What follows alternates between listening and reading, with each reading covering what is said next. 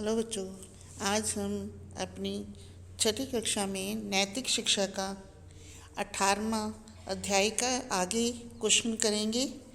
मैंने पिछले वीडियो में आपको आधे क्वेश्चन कहा था करवाए थे। आज हम आधे करेंगे। ठीक है।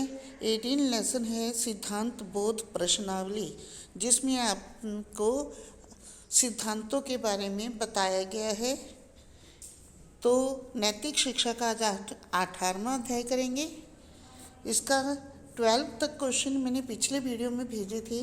अब आगे देखिए कि वर्ण व्यवस्था से क्या लाभ हैं। वर्ण व्यवस्था से अनेक लाभ हैं। इससे समाज की व्यवस्था, नियम और परंपराएं बनी रहती हैं।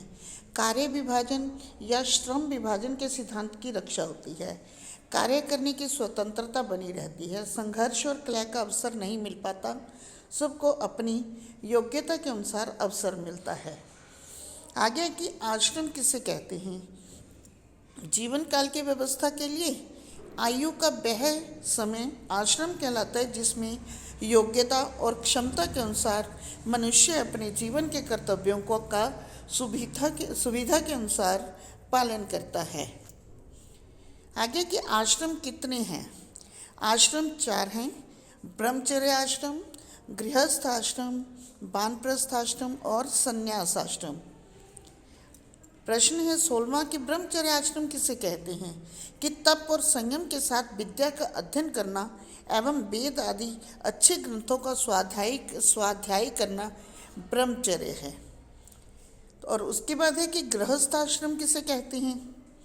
कि 25 वर्ष के बाद जो ब्रह्मचर्य आश्रम होता है वो 25 वर्ष की आयु तक होता है। 25 वर्ष के बाद विवाहित और पारिवारिक जीवन बिताने की अवधि को गृहस्थ आश्रम कहते हैं।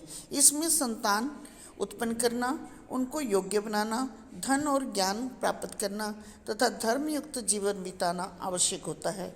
यह आश्रम 25 वर्ष की आयु तक रहता है। 25 से 50 वर्ष की आयु तक रहता है।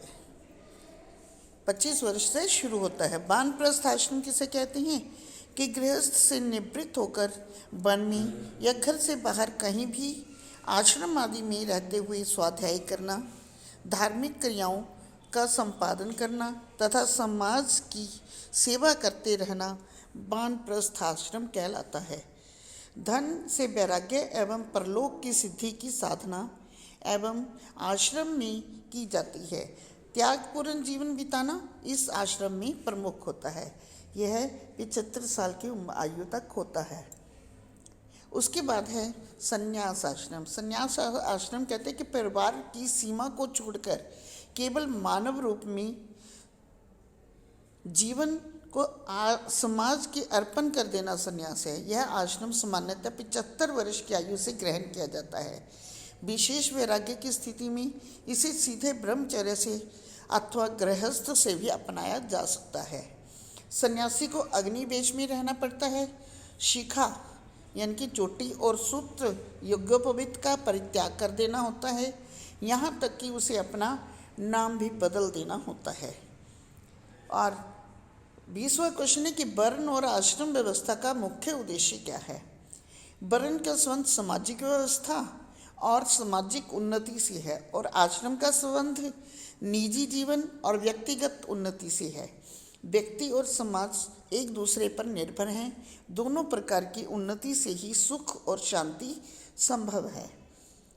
तो ये था आपका ये 18वां अध्याय। अब इसमें कुछ क्वेश्चन भी हैं जो आपको 2 या 3 क्वेश्चनों को मिलाकर लिखने होते हैं। जैसे आर्य और दस्यु का अंतर बताइए लिखा हुआ है। तो आप देखिए इसमें आर्य क्या होते हैं कि जो अच्छे कर्म करता है, ठीक है, ईमानदार है, अहिंसावादी है, ठीक है, जो अच्छे कर्म करता है जिसे आर्य कहते हैं। लेकिन दस्यु किसे कहते हैं। आर्य के विपरीत स्वभाव वालों को दस्यु कहा जाता है। इस प्रकार वर्ण और जाति में अंतर, वर्ण और जाति में अंतर, वर्ण 4 हैं। ठीक है। वर्ण किसी भी काम के व्यवहार उसके काम के आधार पर वर्ण बनाए जाते हैं। लेकिन जाति जन्म से होती है, जैसे मनुष्य, गधा, घोड़ा आदि। ठीक है। इसी प्रकार आगे वर्ण कितने हैं उनके नाम बताइए, यानी कि 2-2, 3-3 क्वेश्चनों को इकट्ठा करके बनाया गया है या एक बड़े क्वेश्चन में से छोटा क्वेश्चन निकलेगा। तो ये आपने खुद करने हैं और ये एग्ज़ाम में आ सकते हैं आपके। तो ये लेसन आपका ख़त्म होता है। धन्यवाद। ओके।